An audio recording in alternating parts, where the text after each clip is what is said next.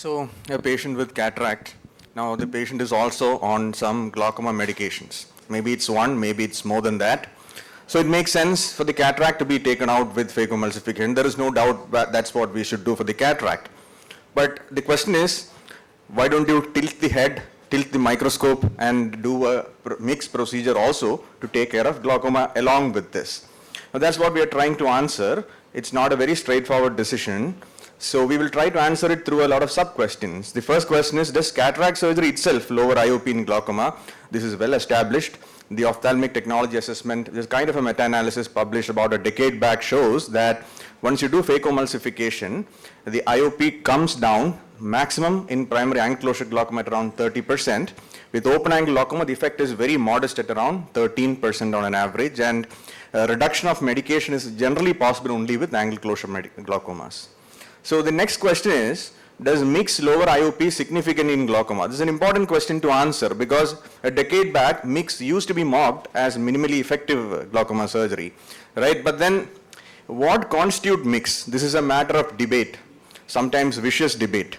The position paper by the American Glaucoma Society included procedures like ECP, endoscopic cyclophotocoagulation, and Xen implants, all under the broad umbrella of MIGS.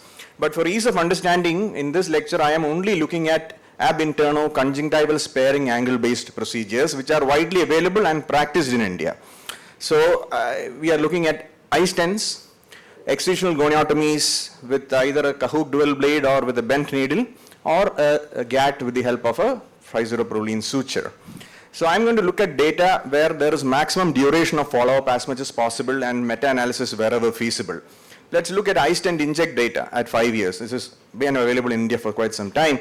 So there is quite a significant IOP reduction from baseline at 5 years and a significant decrease in the number of medications as well. Now KDB, the longest available data, is from Mayo, and they have also shown there is a significant decrease from baseline IOP at 5 years and significant decrease in the number of medications as well to nearly half.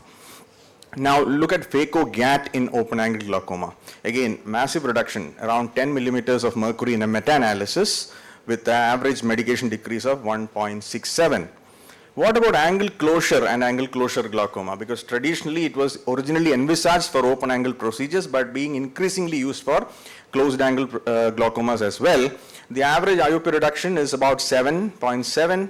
and medication decrease 1.57. All the green tick marks basically indicate that these are all statistically significant. But now we already know that Phaco reduces IOP, Phaco plus MIGS also reduces IOP. But what happens when you pit both of them against one another?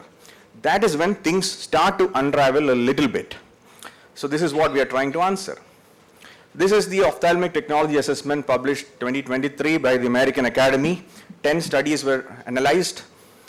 Phaco MIGS only produced an additional 4 to 9% IOP reduction over Phaco alone. And 4 to 9% in most circumstances would be considered like a placebo-like reduction. And it will eliminate about one medication. But there are two important caveats I kind of found when I looked at these results. One is that in this particular study, the Phaco arm alone accounted for nearly 21 to 28% IOP reduction, which kind of dulls the effect of Phaco MIGS. Now, in open angle glaucoma, we generally don't experience these kind of IOP reductions on Phaco alone. In fact, I had already shown you an OTA in 2015 which showed that the average reduction is only 13%. The second thing is, this was a very stent heavy study because all the 10 studies, you had 9 out of the studies looking at stents alone, eye stents and hydrus, and only one excisional goniotomy and no GAT. So that will also kind of influence the results a little bit, as we will see. A meta-analysis on Phaco versus Phaco eye stent. Again, no meaningful IOP reduction over Phaco alone. Again, the caveat here is that 8 out of the 10 studies looked at older generation eye stents, not the newer ones. I'm not even talking about the Infinity, but the injects were only in the 2 studies out of 10. This will actually look at Phaco versus Phaco stent versus Phaco goniotomy versus Phaco GAT. It will give us an idea of the relative efficacy of these procedures. The meta-analysis published in 2024 with some material also additional published in 2025, showing that control here is phacoemulsification. TM bypass refers to stents on an average 3 millimeter reduction.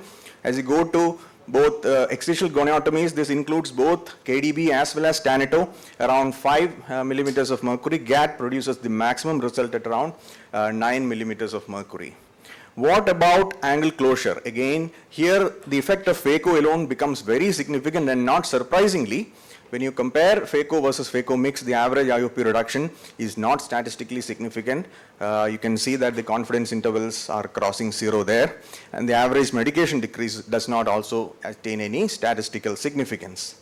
Now, Phaco has a stellar safety record. So, addition of mix, does it introduce new complications? Obviously, yes.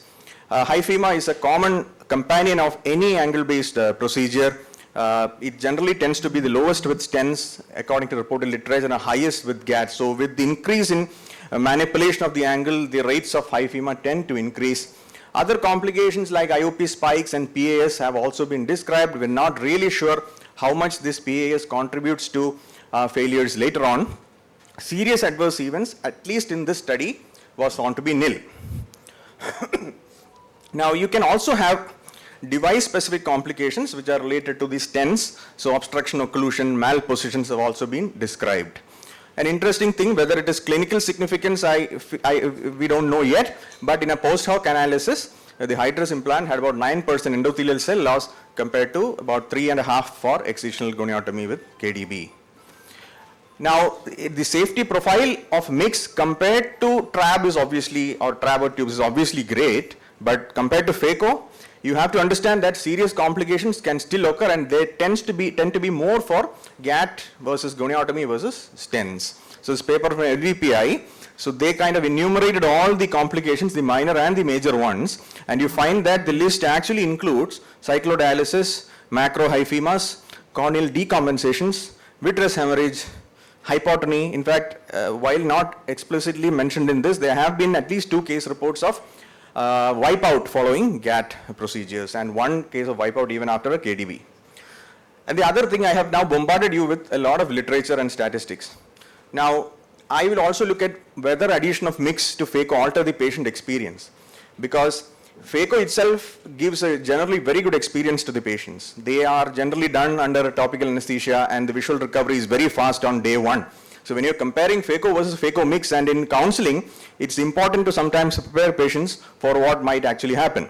Now, at least in my case, as you go from to GAT, all the GATs I perform under peribulbar block.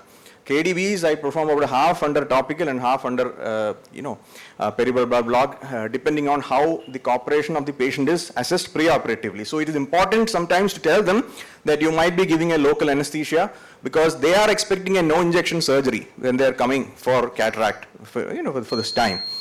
Similarly, in terms of visual recovery, cataract day 1, you will have you are expecting, the patient is expecting a recovery on day 1. So you kind of think, okay, transient hyphema is not a major complication, it's a major complication for the patient because it might take 2 or 3 weeks to recover. So these two have to be counseled pre-op.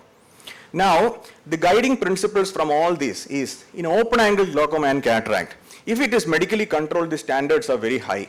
So you look at the severity of glaucoma and the number of medication the patient is on. In the lower end of the spectrum, you might get away with Phaco alone. But as you go up the spectrum, you will have to add on a mixed procedure like stents, goniotomies or GATs, depending on a lot of things, economics, the degree of IOP reduction you require. And in medically uncontrolled POAG, Phaco alone is not going to cut it.